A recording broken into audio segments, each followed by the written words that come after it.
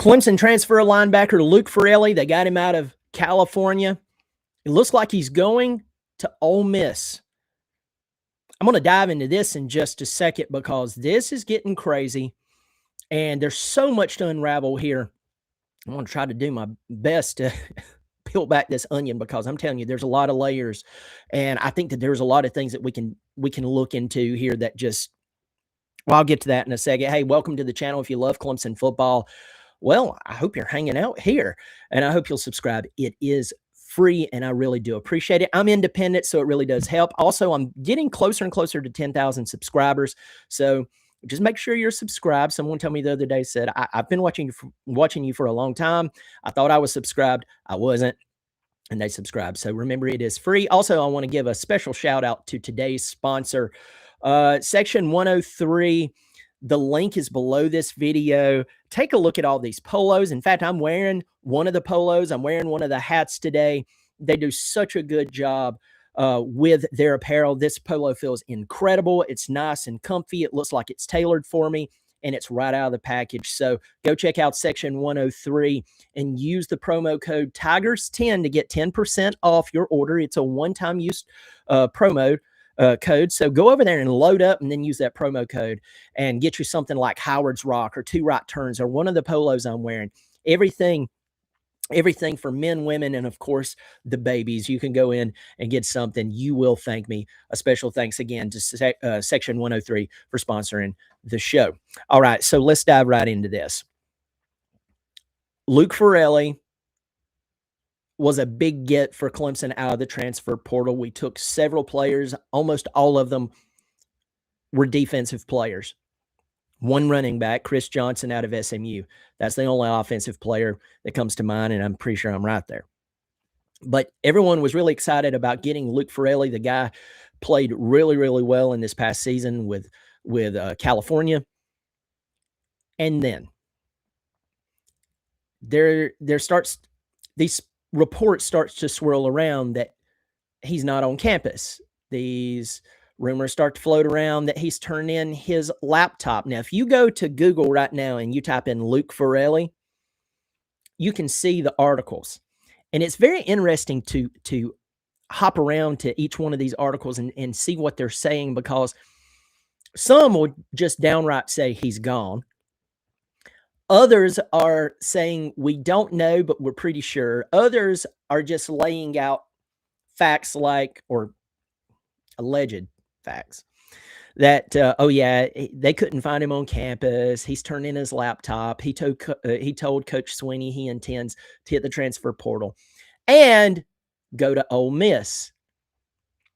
Now, here's what's interesting about all of this, and I can dive into this a little more. I thought Lane Kiffin was the devil, right?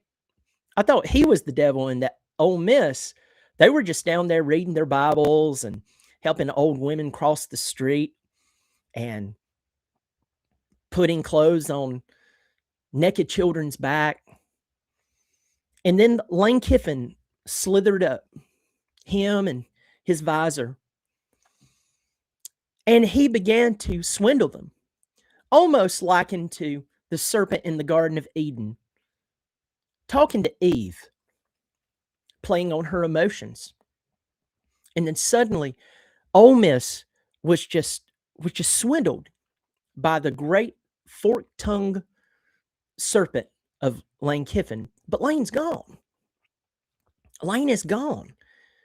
You know, he's gone down to LSU, and unfortunately, we have to play him this year.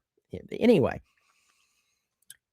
but apparently, Ole Miss has been contacting this guy in some shape or form. And even though he allegedly was enrolled in classes, even had a workout with the team on Friday, he's now supposedly going to Ole Miss potentially. So now we're in this place where, is he really gone? And then if he tries to go to Ole Miss, what's in his NIL contract that we could hold over his head that we could keep him from leaving. Now, we saw this whole thing go on with the Washington quarterback just a few weeks ago or last week, where he signs a deal with the Washington Huskies. And then afterwards, he says, "Hey, I'm going to hit the transfer portal. I'm going to go play for Lane Kiffin down at LSU, potentially." And Washington says, "Well, oh, no, you don't." Now, it will be interesting to see if there's anything in his contract, if any of this is true, that Clemson would actually pull him back to Clemson, South Carolina, and say, "You signed a contract. And the last time I checked, a contract is a contract. You just can't sign things and get out of it." And that's one thing about the transfer portal and NIL. And this is where a lot of people gets really irritated. And I read comments on comment boards. I used to stay away from it. Now I'm reading it more and more and more and more and more and more and more. Why? Because I love to read how delusional people are. This is one of the things that you'll hear about players getting paid now. Well, I'm just glad our players are getting paid now. They're making that paper. Okay, well, good. But there's contracts involved. The NFL has contracts. You just can't come and go as you please. And in real life, if you sign a contract, you have to honor said contract. Now, if Clemson's NIL contract has some loopholes in it, and this young man can work said loopholes, no matter how you or I feel about it, he can leave. You can talk about ethics. You can talk about character. You can talk about all those things. And I'm not putting them aside. But if there are holes in that contract, he can take advantage of those loopholes. I haven't seen the contract, don't know what's in it. Most likely you don't either. Most likely it's hearsay. But it's just very interesting to me that this guy shows up, starts supposedly going to class, working out, and then he's going to Ole Miss potentially. So I'll tell you what I'm going to do. I'm going to bounce around to some articles that I found. I'm going to start with the Clemson Insider. Now, I want to make this very clear right now. I am not associated with any of these publications. They may like what I do. They may not care. They may not like me. I don't know. So I'm just saying I'm reading these publications, but I am not associated with them, and I'm saying that for their benefit. I'm going to go to the Clemson Insider. Jason Priester wrote this one. I've been on a couple of shows with Jason Priester. I don't know him personally, but the few shows that I've been on with Jason, he was a very nice guy, very knowledgeable. This is basically what he says, that at the time Ferrelli told Clemson or Sweeney about his decision to leave the team and enter the portal. There was a stretch when Clemson could not get in touch with him. He could not be found on campus, nor was he answering his phone. Sources told TCI that Ferrelli turned in his books and his laptop. We were told his plans are to re-enter the portal and go to Ole Miss. Now, let's pause here. Remember the Clemson Insider. And hey, guys over there, I'm giving you props. They were the one who said that Mickey Khan and Garrett Riley were gone. They called it like the Monday after the South Carolina game, something like that. Okay. So, while everyone else was staying away from it, I get it. I don't blame them for waiting and biding their time. TCI actually did this. They actually called it. So good for them. I lean towards believing this 100%. Okay. So it also says here, it says, while the portal window officially closed on Friday night, teams have 48 hours to enter a player's name once they have informed the school of their desire to enter. Keep in mind, Monday is MLK Day and the school is closed for business. meaning Clemson has through Wednesday night to officially enter Ferrelli's name into the portal. Okay. Now, I'm going to bounce around to a few others. If I can get there. Oh, man.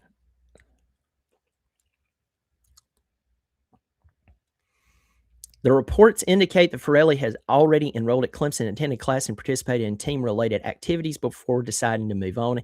He also spoke directly with Coach Sweeney to communicate his plans prior to departing. That's Yahoo Sports. TigerNet says Clemson fans were excited when he signed with them. And basically, they're reporting the same thing, but they're being a little more cautious. And basically, TigerNet is saying that Dabo Swinney is not going to let this go. That Pete Golding trying to call out Lane Kiffin, he's very careful about that because Lane knows where all the bodies are buried in Oxford. And so if Pete Golding tries to call out Lane Kiffin could turn around and basically say to him, well, hold on. So now you care about virtues and ethics and character and all this bunch of stuff. But when you were on my coaching staff, you were thrilled that we use certain techniques to give now you a winning football team. Okay. The idea that that TigerNet is painting is that Coach Sweeney has no skeletons in his closet, so he's going to raise a stink about it. Definitely, that's a good point. All right. So what do I think about this issue? First, I think he's probably gone. I think he is probably gone. I do wonder if he got to Clemson as well, and maybe he committed too early, and he maybe got on campus and started doing his thing. And then, of course, what excuse me, I'm sorry, I'm still fighting off this cold or whatever the crap this is. I'm getting better, but slowly but surely. But then, of course, everything that went on with Ole Miss this week, and that's a crazy thing that went on down there. You should just go look it up. I'm not going to spend my time talking about this. But anyway, it costed them some players because I want to say some NIL contracts got leaked and some players hit the transfer portal. And now they're going to end up at LSU. Go figure. They should have just let Lane coach the playoff because their whole idea was, well, he's going to tamper with players. Lane can tamper with players wherever he wants to. And he was tampering for players. He was tampering with players to make Ole Miss great. Remember, he gave them, 4 10-plus win seasons in 5 years. In the previous 49 years of Ole Miss football, they only had 3 total 10-win seasons. So, you say what you want to about Lane Kiffin, but he did go down there. He did win. And the very moment that he was like, hey, I want to coach, even though I'm going to leave, I want to coach. A lot of other schools let their coach the playoff. All of a sudden, they're acting like, hey, you don't do that. That is, you're double crossing us. And I'm just saying, folks, Lane Kiffin looks really, really bad, but I'm going to leave that right there. With all of that said, I think they came after this kid with a lot more money, and people are going to test the system until you prove that a contract matters. Again, I don't know what's in the contract. We'll leave that there.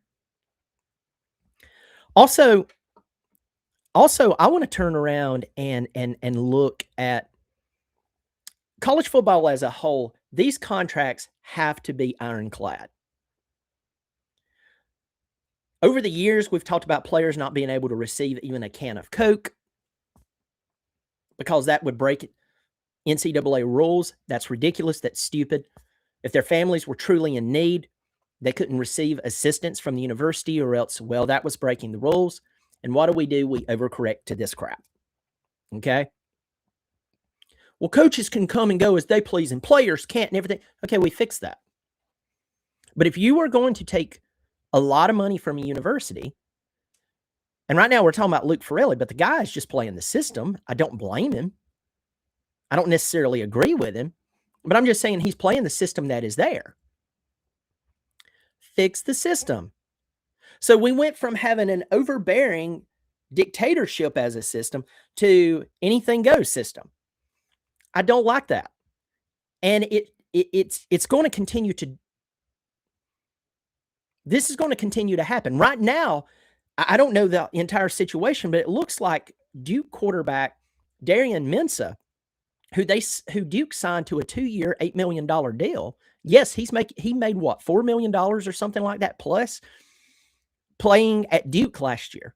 And the guy can play. He came into Death Valley, beat Clemson, which Clemson got beat by 6 teams last year, Duke being one of them. So that's not too difficult these days. It's a totally different era in Clemson football. But there's a chance this guy's going to end up in Miami next year. I don't know where he's going to land. I didn't check this morning, but last night when I went to bed, I was looking at different college football news. It looks like this guy could end up in a Miami uniform next year. I don't know. So you would walk away from $4 million to go make more money. So I don't blame them on the money-making part. I have no problem with people making a lot of money. At the same time, there has to be, a coach just can't up and leave a school and take another job without certain payments being made by either a school or something offsetting within the contract itself. There's all these stipulations built in. But something has to be done here in the sense of contracts, because these players want to earn said money, but they don't want the adult contract that comes with it. And I say adult because that's what an adult would do, is sign a contract. Again, if Luke Ferrelli has loopholes built into his contract to where he can leave, forget I just said what I just said, because the loopholes are there, and hey, he's free to go. And I'm not smacking this kid over the head. Here's the other thing I want to talk about. And I see a bunch of you in here on a Saturday afternoon. I do appreciate you. I do appreciate everyone's in here. There's a ton of people in here. And it's good to see y'all. Dale's in here. Tiger Forever's in here. Katie J.O.'s in here. A ton of you are in here. I'll get to the comment section in just a second. But I'm going to talk about Clemson football right now and its approach to college football as a whole. Now, y'all know I started another channel, or if you don't know, you know now. I started another channel right before the football season called Another College Football Podcast, where I talk about college football overall. So, though I have a Clemson channel, I'm from the Clemson area, born and raised there. When I go to see my family, I have to go by the stadium. I can see it off in the distance. I'm in Tiger Town. I know Tiger Town very well. I'm a citizen, basically. I love the Clemson Tigers. Therefore, I have to tell the truth about Clemson. When I leave my Clemson football channel and I go to the other side and I'm talking about college football as a whole, in the current day, the current situation in Clemson, South Carolina, is Clemson was up here, through the roof, off the screen. And they're getting banners like this. That's many years ago. 2019 National Championship, it says, or 2019 Bay Area. We know that was for the 2018 season. I know sometimes how these banners align, it's kind of off, and when the championship game was played, but it was for the 2018 season. What year is it? 2016. 2026, 2016. Lord help me. 2026. That's 7 years ago, folks. almost a decade ago when Clemson won that national championship. And their championship before that in 16. Well, there we go. We're not talking about yesterday. We're not talking about a few years ago. Clemson is no longer an elite program. How did we get here? How did this happen? What does it have to do with Luke Ferrelli leaving? Well, listen, folks, players are going to leave no matter what. Players leave Georgia. Players leave Ohio State. Players leave all these big schools all the time, and it is a problem. But for me, I feel like in Clemson, South Carolina, that we are still approaching college football with an approach that is a decade old. And we're shocked when stuff like this happens to us. We really are. We're all floored that Khalil Barnes would hit the transfer portal, and Georgia is like, we'll take him. And you're like, well, hold on. Khalil he hasn't been the player he was in his freshman season. And Georgia goes, but we see something in him. We'll take him. Please bring him on over. Well, yeah, y'all be good with those thoughts and stuff. We'll take him right now.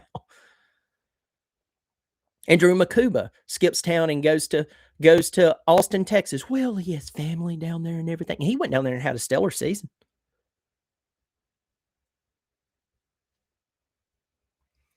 I am just highly concerned that while most of Clemson right now is really, really excited about the transfer portal because Clemson's finally using it, that everything's going to be fine. That was the big problem. And I'm telling you straight up, Clemson could have pulled some players here and there over the past few years. Clemson really did not really need to use the portal because they actually did have the players. They have a development problem. High school recruiting has went down. So if your thought is like, well, we'll pull in 3 stars like we used to and turn them into NFL caliber players, well, you can't do that if you have a development problem. Oh, we're going to focus on high school recruiting because that's a big deal for us. The high school recruits are now playing the money game. The transfer portal recruits are playing. You need to understand Clemson can't run away from this. So as I am doing my other show and I'm looking at other football teams navigating how they approach the game, I have to turn around and look at Clemson and go, oh, no, they're in real big trouble. This is really bad. And it is. It's really bad. It is really bad. Because I think in Clemson right now, I don't think that there is an aggressiveness. You can have ethics and morals, which, by the way, I'm totally for. I want these players to be good people. I don't want them knocking old women over the heads and taking their pocketbooks. I don't want them smacking around their girlfriends and then walking out there like a big man and pumping their chest and acting like that they are the poster child for masculinity when they smack around their girlfriends. I don't want that. That's not a real man. If they're going to school, and by the way, I'm sorry, I hate to tell all of you this, though they're in school, that's not the reason they're there. I'm sorry. It's not. And if you really cared about academics, you should be asking, what's their major? Oh, what's the average income for that major? No, don't give me, if they get a doctorate. No, what is the average income for that major? Oh, $50,000 a year. Oh, great. Wonderful. I mean, if you want to play this, we really care about them graduating game. Fans of Clemson, let me tell you this. You would care about what degree they have. Because as a guy who has 2 degrees, I had to pay attention. because there was that was not my fallback plan from football. I was providing and am providing for a family. So I had to start doing some homework of, if I get said degree, how much will it pay? Oh, no, I ain't getting that one. This master's degree, what is it going to get? Oh, I better get that one and not this one because, well, I'll be in the poorhouse. When you get a little more granular with this thing, and reality, about took my mic out here, when reality hits, then all of a sudden you start realizing some very uncomfortable truths, that if they graduate with a degree that pays nothing or puts them on government assistance because, well, yeah, sure, did they really accomplish anything here? So if you want to play those games, go be my guest. Just play it to its fullest. This is not about going to school. It's not. And by the way, before NIL, it wasn't either. Clemson is trying to approach the game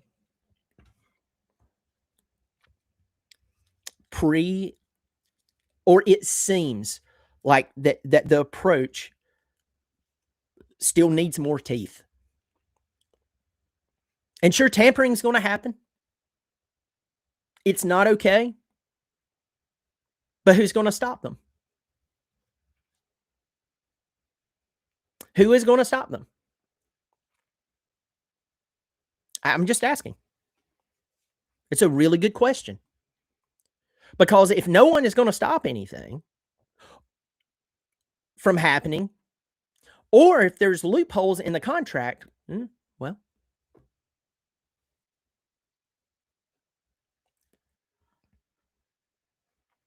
I don't know. This is a very interesting situation. I'm going to get to the comment section here and fly through this. I appreciate everyone being in here. I got Will Man in here. Good to see you, my man. Bleach Orange, good to see you. John Answers. Bo Weevil, one of my favorite names ever. John Answers, not feeling good about next year with this news. John Answers, I'm going to tell you straight up, my man, I wasn't feeling good about next year when the Monday after the South Carolina football game, we didn't have one coaching change. And again, approaching the current state of football in a common way, especially where Clemson's at in its current situation, they're not winning championships anymore. They haven't won a true top 10 matchup. I know 2023 they beat Notre Dame. They were number 10. Notre Dame ended up finishing out that season proving that they were not a top 10 team at all. Their last true top 10 win came in the 2019 playoff against Ohio State in the first round. So with everything that is going on in Clemson, South Carolina, and we're continuing to treat the game as though it hasn't changed, and we waited until after the bowl game, after all the hires had been made many weeks earlier, and we only make 2 coaching changes. Again, I don't like talking about firing people. Unfortunately, this team is at a critical, pull the plug state of the program. And 7 and 8 wins is about to become the norm again. And the writing is all over the wall. You may have one outlier of a 10-win season, and everyone will get some false hope. But that's where we're at right now. I lost faith way back then. My friend. Good to see you in here. James Thompson said he's the best player we got in the portal. Yep. In my opinion, he should have to sit out a year after enrolling in another school. You should get one free transfer, excluding graduation, maybe a head coach leaving. Yeah. Maybe so. Got CU Tiger alumni in here. Do like Washington did to DeMond. He couldn't get out of his contract. This is true. If it's there, do it. Somebody somewhere getting an earful, and rightfully so. Either adapt or get to sue, and we do not want or care about some long rant unless you're going to name the names directly. I get it, my man. Uh, Dark Side. I don't know what the name is here. Insanity, but oh well. Yeah, exactly. A Tiger Forever says, then he will whiff plays, half play, and pretty much still get paid and move on next year. He is not going to put any effort in, is what I'm saying, or he'll just sit. Yeah. Hey, let me tell you this. Excuse me. My buddy Eric Boggs over at the College Huddle, which I'm the Clemson representative over there, so go check out the College Huddle. Eric Boggs told me something very interesting. He's a big Ohio State fan, has a big Ohio State podcast. He said that Ryan Day, this was last year, pulled in an offensive lineman out of Rice. I believe they paid him something like $1 million. And I don't think he ever started the first game. And you're like, well, hold on. If you pay him, you got to put him out there. No, the guy was not playing well. And so instead of saying, we're paying him when we're going to play him, then they sat him. And I have very good intel that actually happened at Clemson this year. That there was a player who was playing very well, but because they were paying another player to play two, same position, who they paid, they played. I'm going to spare this person's name, but I know the person who gave me the information. They wouldn't lie to me. I know them very well. So with that said, if you think that in Clemson, South Carolina, that they're not paying players just because playing players just because they're paying them, I'm sorry. Sorry. It actually is happening. Stephen Dixon, good to see you, my man. Carolina Jackpot in here. Always laugh. Good to see you. Hey, Brian, great work here. There needs to be guidelines on this transfer portal. With no guardrails, the haves will land more prospects than the have-nots. I agree with you. User, the game is dying a slow, agonizing death. Jackpot ain't lying. We run the same plays over and over. Yeah. Nicholas Powell, most degrees are crap degrees. Yeah. Yep. If you, I'm telling you, when I went back to school in my mid 30s, I had some schooling a little early on, didn't complete it. And so I'm one of those guys who later on in life had to make a very important decision to go back to school. I did a lot of my research, and I made a ton of research. I spent so much time researching what matters and what doesn't matter. Certain fields and their outlook for the future, because I didn't want to get into a field and in 5 to 10 years it was over. It was done. It's like, well, technology took you out. And I put in a lot of time. So when I'm sitting at home watching these football games and I see the degrees that these players are getting, and then everybody's championing graduation rate, I'm not taking away from the hard work you put into classes, folks. But I am telling you, we need to approach degrees with a realistic approach. And a lot of us are not doing that. It's sad. Thomas Brantley, I agree with you about kids today. Good to see you, my man. Jonathan Jones, how will our offensive line play this year? I don't know. I really don't know, my man. You're losing some players. You're bringing back some players. This is year 3 with Matt Luke. Hopefully it will be better. Hopefully the scheme will be a little better. I do think that Chad Morris will do better than our past 2 offensive coordinators. I just think that when you get into the bigger games, I do question if he's going to get out-coached. So we will see. Thomas Brantley said, keep up the great work. Travis Hamrick. Yes, I got your email. I'm sorry I didn't email you back. I'm sorry. Travis Hamrick, a friend of the show. Good to see you. Tim Bro, you got some good news? No, have some bad news. Got Travis Hamrick in here saying finance, engineering, law, or medical degrees actually matter. However, that's about it. Yep.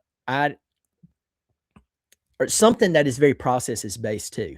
Like I have a marketing management degree, heavy strategy, heavy processes. A lot of finance was involved, believe it or not, in the degree I got. So that's why when I talk about troubleshooting, y'all are like, man, you were so, it's almost like a bulldog when you're talking about processes and so on. It's because I ate, slept, and breathed processes for many, many years, all the way through my MBA. And so when I look at guys like Kirk Cignetti, and I praise him a lot, and Nick Saban, notice what they talk about. Consistent processes, refining the system, looking at what works and what doesn't work, and you get rid of it no matter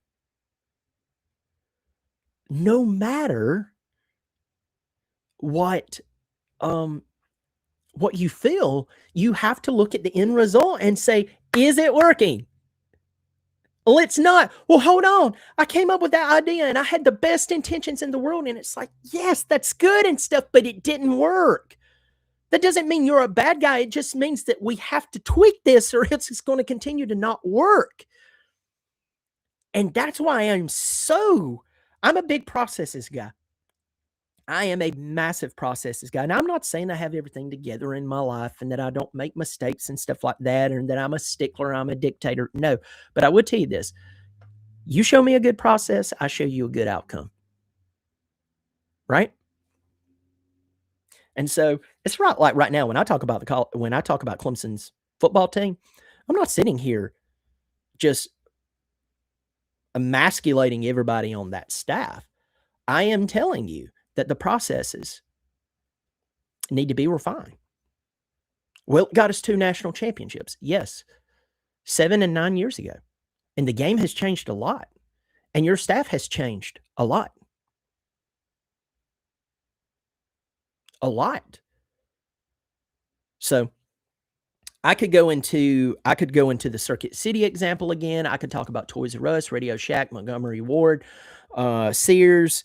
I could go down a laundry list of formerly successful companies who, as times changed and personnel within the business changed, they didn't navigate that too well. I could go through all of that. Why? Because that stuff interests me. And there's a correlation in life, whether it's personal, whether it's in business, whether it's with a football team. There's a lot of things there that if you are willing to learn from it, you can learn from it. But if your mantra, especially, and I'm talking to Clemson fans here, is that we're Clemson and we're good people and we're a family and it really doesn't matter because Clemson's the best place in the world, that doesn't line up on a field and beat the other team. You can have ethics, but you also have to have good processes. So we will see. All right, folks. I appreciate you getting in here and listening to me. I am getting close to 10,000 subscribers. That's the goal right now. So what is my process right now? I'm just asking you, pass this along to your friends who love Clemson football. Last time I checked, there's like 81,000 people that go to the Clemson football games. You have to know some of them. Pass this along to them. Even if you tell them, hey, this guy's not everyone's cup of tea. This guy's not, hey, listen, he's not everyone's cup of tea, but you know what? He at least calls it as he sees it.